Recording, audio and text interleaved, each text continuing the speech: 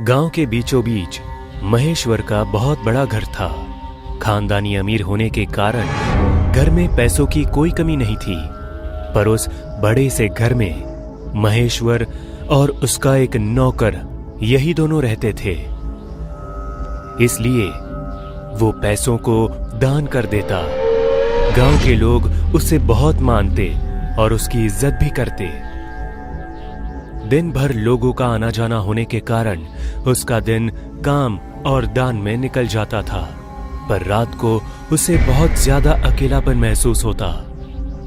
एक दिन महेश्वर ने नौकर को अपने कमरे में बुलाकर पूछा, अरे सुनो, ये गांव के लोग दिन भर तो मेरे आगे पीछे घूमते हैं, पर रात को इन्हें क्या हो जाता है? कोई घर के आसपास से भी नहीं गुजरता। ऐसा क्यों? मालिक, ये सब उस सामने वाले पीपल के पेड़ की वजह से हो रहा है।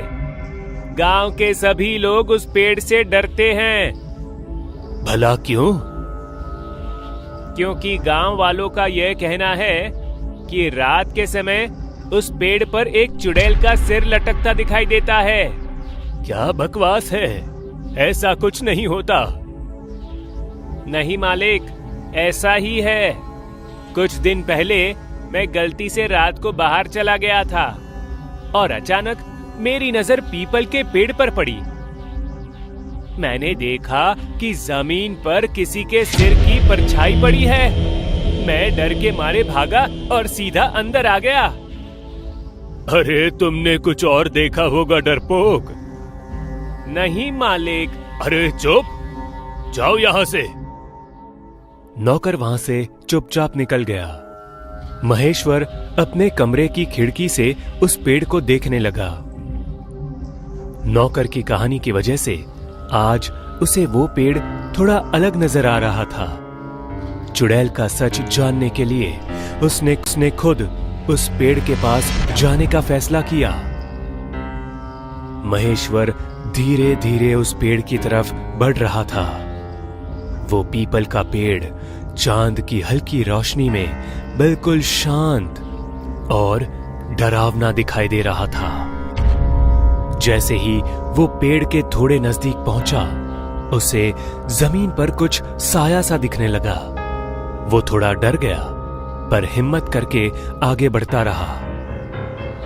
महेश्वर पेड़ के पास पहुंचा। उसे वो कटे हुए सिर की परछाई साफ दिखाई देने लगी। उसने परछाई को ध्यान से देखकर ऊपर पेड़ की तरफ देखा। पेड़ पर कुछ भी अलग ना दिखने के कारण वो डर के मारे सोच में पड़ गया। तभी अचानक पेड़ से खून टपकने लगा और वो परछाई हिलने लगी। कुछ देर बाद चुड़ैल का डरावना सिर जमीन को चीरते हुए बाहर आने लगा। महेश्वर बुरी तरह से डर गया और घर की तरफ भागा।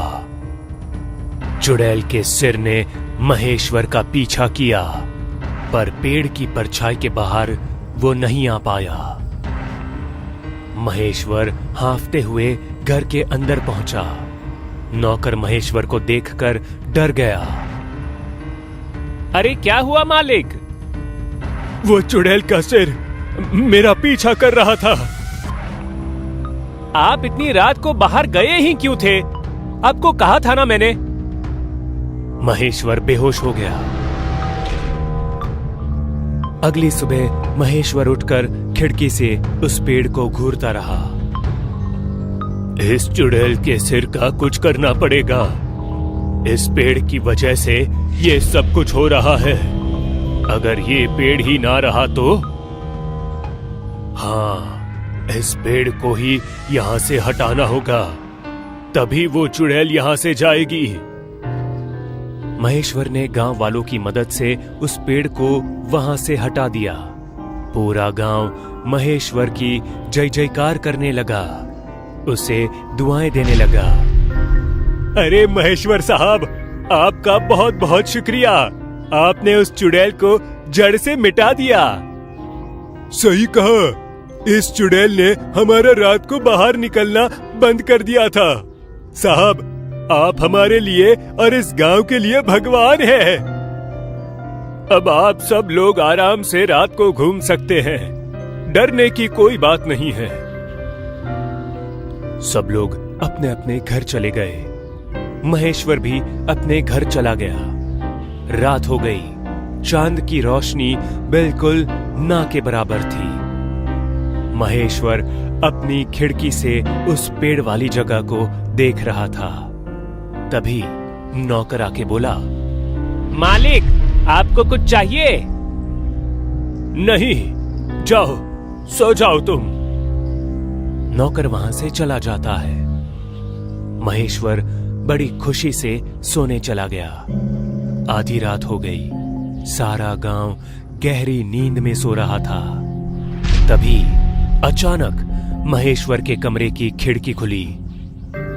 महेश्वर खिड़की बंद करने के लिए खिड़की के पास पहुंचा। तभी बाहर से चुड़ैल का सिर कमरे के अंदर आया। महेश्वर बहुत डर गया। महेश्वर डर के मारे बेड पर चढ़ गया। चुड़ैल का सिर जोरों जोरों से हंसने लगा और उसके ऊपर घूमने लगा। महेश्वर रोते हुए चिल्लाने लगा, पर उसकी आवाज कोई नहीं सुन पा रहा था। तूने मुझसे मेरा घर छीना, अब मैं तुझसे तेरा घर छीनूंगी।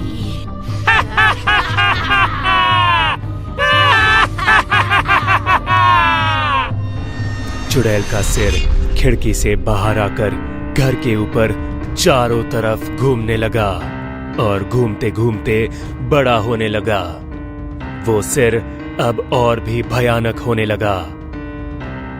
चुड़ैल का सिर एक जगह रुका और आंखों से लाल रोशनी निकालकर उस घर को आग लगा दी।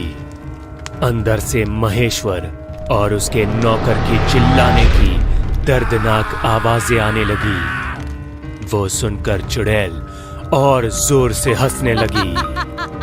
देखते ही देखते पूरा घर जलकर खाक हो गया। कुछ देर बाद उस मलबे में से एक पीपल का पेड़ उगने लगा। पेड़ पूरी तरह से बड़ा हो जाने के बाद उस चुड़ैल का सिर उस पेड़ के अंदर गायब हो गया। कहते हैं कि उस चुड़ैल की वजह से गांव के लोग रात में तो क्या, दिन में भी उस पेड़ के पास जाने से डरते हैं।